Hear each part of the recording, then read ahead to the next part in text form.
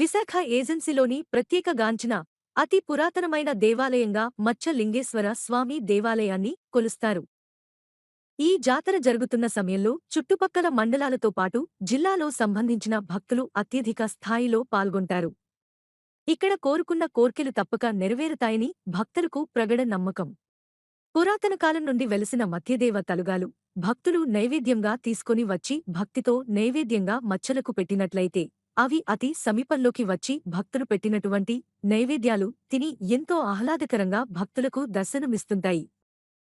ఈ జాతరకు విచ్చేచున్న భక్తులకు ఏ విధమైన అసౌకర్యాలు కలుగకుండా ఉత్సవ కమిటీ మరియు గిరిజన విలేకరుల సంఘం తరపున భక్తులకు అల్పాహారంగా 2000 మందికి సరిపడా పులిహార అల్పాహారంగా ఏర్పాటు చేశారు.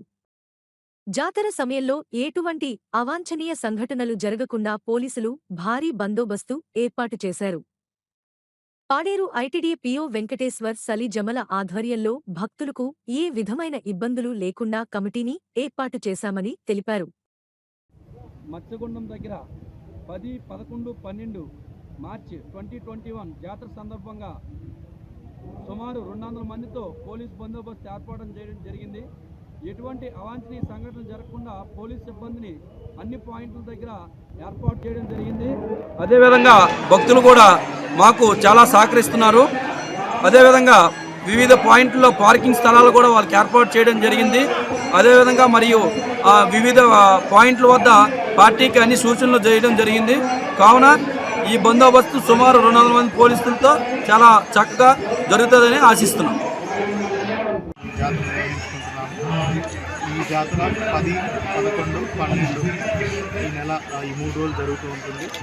ఈ 3 రోజుల్లో భాగంగా మనకి సుమారుగా దగ్గర 50,000 నుంచి 1,00,000 గిరిజనులంతా ఇక్కడ మత్స్యగుండంకి వచ్చేసి ఇక్కడ శివుణ్ణి దర్శనం కోసము చుట్టుపక్కల అన్ని గిరిజన ప్రాంతాల నుంచి నడుచుకుంటూ వస్తూ ఉంటారు.